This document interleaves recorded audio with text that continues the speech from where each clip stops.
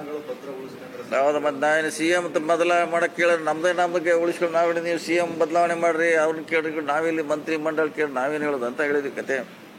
ಈಗ ನವೆಂಬರ್ನಲ್ಲಿ ಸಿಎಂ ಬದಲಾವಣೆ ಮತ್ತೆ ಚಲಾವಣೆ ಬರ್ತಾ ಇದೆ. ಅದು ನೀವು ಬೆಂಗಳೂರಾಗ ಬಂದು ಕೇಳಿದ್ರೆ ಹೇಳ್ತಾರೆ, ನಾವಿಲ್ಲಿ ಹೊಸಪೇಟೆ ಕೂತ್ರೆ ಏನು ಹೇಳೋದು. ಪ್ರಭಾವಿ ಸಚಿವರು ದಲಿತ ಶಾಸಕರು ಸಚಿವರುಗಳ ಸಭೆ ಅತಿ ಹೆಚ್ಚು ಮಾಡಿದವರು ಅಲ್ಲ, ಈಗ ಮುಂದೆ ಮಾಡ್ತೀವಿ, ಅದೇನು ಪ್ರಶ್ನೆ ಇಲ್ಲ, ಅದೇನು ಸಮಯ ಇಲ್ಲ. ಸಭೆಗೂ ಸಿ ಎಮ್ ಏನು ಸಂಬಂಧ ಇಲ್ಲ ರೀ.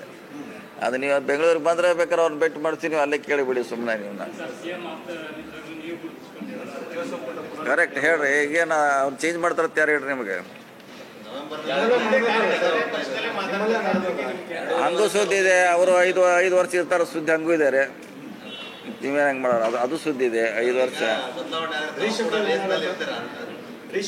ಈಗ ಸಿ ಎಮ್ ಆಗಲಿ ಅಧ್ಯಕ್ಷ ಆಗಲಿ ಚರ್ಚೆ ಅಂತ ಪ್ರಶ್ನೆ ಇಲ್ಲ ರೀ, ಅದು ಮುಗಿದೋದ ಅಧ್ಯಾಯ.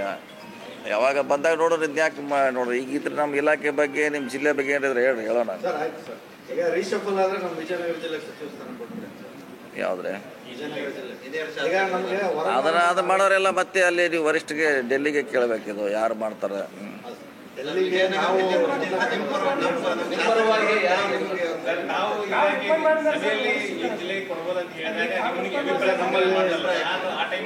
ಹಿರಿಯ ಶಾಸಕರಿದ್ದಾರೆ, ಮಹಿಳಾ ಶಾಸಕರಿದ್ದಾರೆ, ಹೊಸ ಶಾಸಕರು ಹುರುಪು ಇದ್ದವ್ರು ರಕ್ತ ಸುಡಬೇಕದು.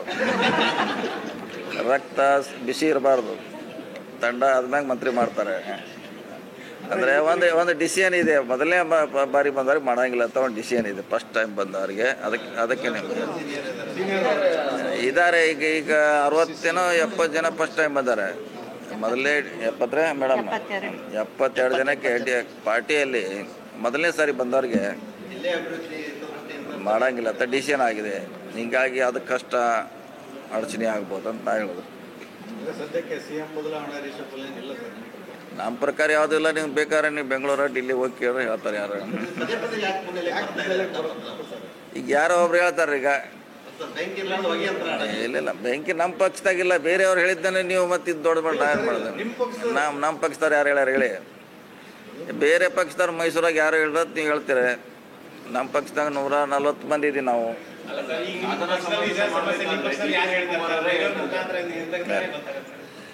ಈಗ ಅದು ಪ್ರಶ್ನೆ ಇಲ್ಲ.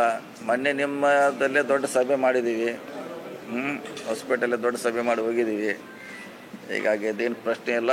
ನೋಡೋಣ, ಜಿಲ್ಲೆಗೆ ಬಂದ್ವಿ, ಜಿಲ್ಲೆ ಬಗ್ಗೆ ಭಾಳಷ್ಟು ಸಮಸ್ಯೆಗಳನ್ನು ಹೇಳಿದ್ದಾರೆ ಈ 3 ವರ್ಷಗಳಲ್ಲಿ ಕ್ಯಾಟಗರಿ ವೈಸ್. ಸೊ ಅದನ್ನೆಲ್ಲ ಪರಿಹಾರ ಮಾಡಲಿಕ್ಕೆ ಪ್ರಯತ್ನ ಮಾಡ್ತಾರೆ.